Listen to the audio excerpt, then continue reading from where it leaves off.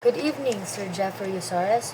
This is the Group 3 and we are going to talk about the lesson 1.4, how elements heavier than iron were formed. Limitations of Big Bang or stellar nucleosynthesis. Fusion reactions above Fe is unfavorable. Nuclear binding energy per nucleon holds the nucleus intact. Smaller nuclear binding energy per nucleon, further fusion reaction with Fe require more energy. So limitations of Big Bang or stellar nucleosynthesis is that fusion above iron is not favorable because it requires energy instead of releasing it. Iron has the highest nuclear binding energy, making it very stable. Elements heavier than iron are harder to form by normal fusion. Stars cannot produce heavy elements without extreme events like supernova. Neutron capture. Neutron capture is a nuclear process where neutron is absorbed by the nuclear of an atom. So this process is important in forming heavier elements, especially sa kanang sa stars and sa nuclear reaction.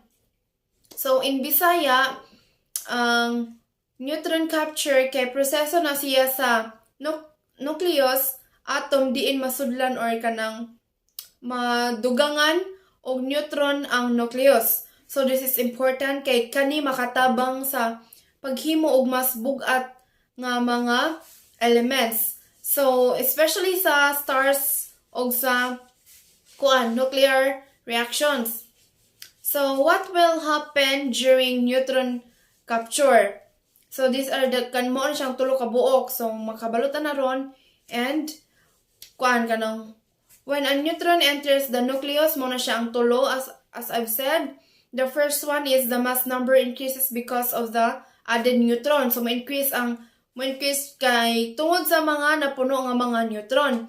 The second one is the number of protons stays the same. So mo pa ng numbers of protons and then atoms becomes heavier isotope. So ang atom mas kay mahimo siyang bugat nga isotope sa mga parehos nga mga uban pa nga mga elements. So, next is beta decay. So, to regain stability, the nucleus undergoes beta decay. So, during beta decay, kay a neutron change into a proton. An electron, which is a beta particles, is released. So, the number of protons increased by 1. Dayon, a new element is formed.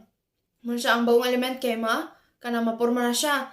In Bisaya, kay mo na siya ang aron mubalik ang stability, ang nucleus moagi og beta decay. Ang neutron mahimong proton, dayon mugawas ang electron which is ang beta particle. Dayon mudaghan og usa ang proton kanang because sa mausab ang mga elements og kanang mahimo siyang ganing mura siya mahimong bag-o. That's why ngano mausab ang mga elements if magkuan og beta decay.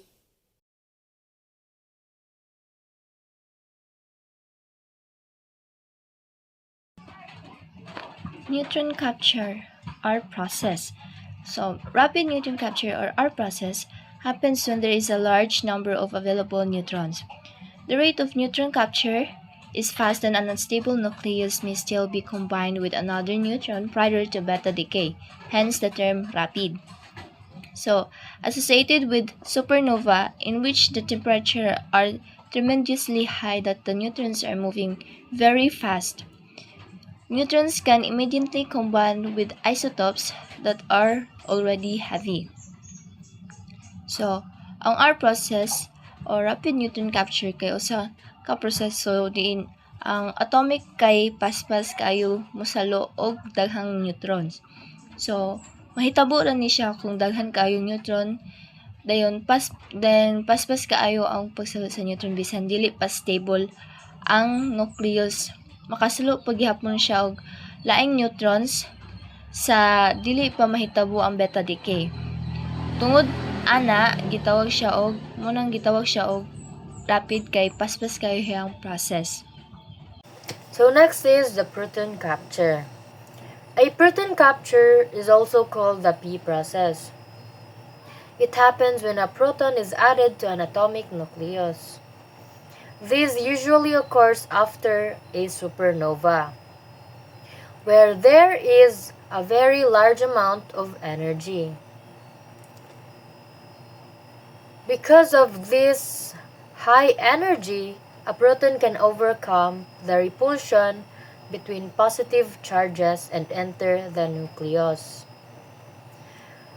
When a proton is captured, the atomic number increases by 1, forming a new and heavier nucleus and releasing energy in the form of gamma rays. However, proton capture is not always easy because protons repel each other due to their positive charge. Even so, during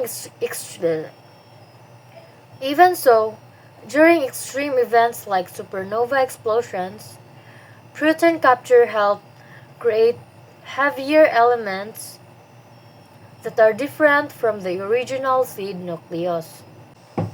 So, muna siya ang formula sa proton capture. So, kana siyang A, muna siya ang atomic number. Charot. Ang A, muna siya ang mass number.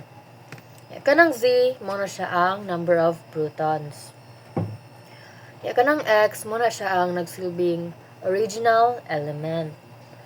Muna siya ang katong mga Fe, iron, CO, cobalt, like that. Kay proton capture man ang ato ang A+ kay proton. So, muna siya nakabutang diha. 1 ang mass number niya sa ubos, number of protons niya kay 1 kay proton man natong i-add.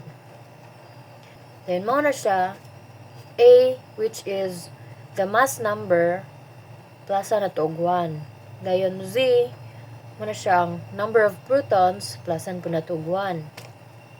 Dayon Y, dayon plus Y. Okay, may nadya. So, for example ha, Fe, iron, muna siya tong example element. So, 52 ang iyang mass number, dayon 26 ang iyang number of proton. Kay so silbi ang iyang number of proton, which is 26, muna siya ang ato ang makita diri sa periodic table of elements. Dayon plus P or proton, muna dayon siya. Kato ang ato ang A or ato ang mass number, which is 52 plus na to og 1. Then ang ato ang number of proton na Z, which is 26 plus po na to og 1. Dayon Y, dayon plus Y. Dayon muna siya another arrow. Dayon muna siya 52 plus 1 equals 53. Dayon 26 plus 1 equals 27. Dayon sa 27, ato ang tanaw na siya sa periodic table of elements. Pangitaw na to ang number 27. So ang nakabutang diha is CO, cobalt. So muna siya. Dayon plus Y dayon plus Y. So ang atong final answer is cobalt with a mass number of 53. Nya proton number of protons is 27 dayon plus Y. That's all. Stellar nucleosynthesis. So stellar nucleosynthesis means the making of elements sa sulod sa stars pinaagi sa fusion. So fusion reactions release energy only up to iron. Para dili makagain og energy ang stars by fusing elements nga mas bugat pa sa iron. Because of this, normal fusion inside stars cannot create elements beyond iron. So heavier elements are formed in a different way, nga ginatawag og neutron or proton capture. In these processes, atomic nuclei capture extra neutrons or protons, usually during powerful events like supernova explosions or in very large stars. So these captures slowly or quickly build heavier elements such as gold, silver, and uranium.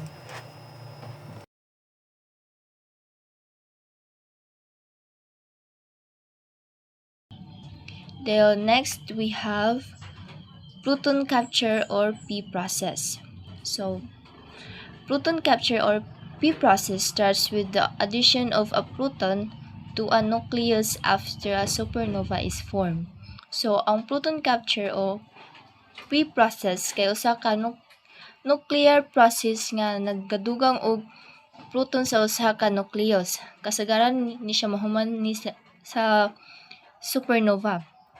Tungod ani ang proton magkadugang sa nucleus bisan pa og naay Coulombic repulsion mo resulta niini kay mas bug-at og laing nucleus nga adunay mas taas nga atomic number.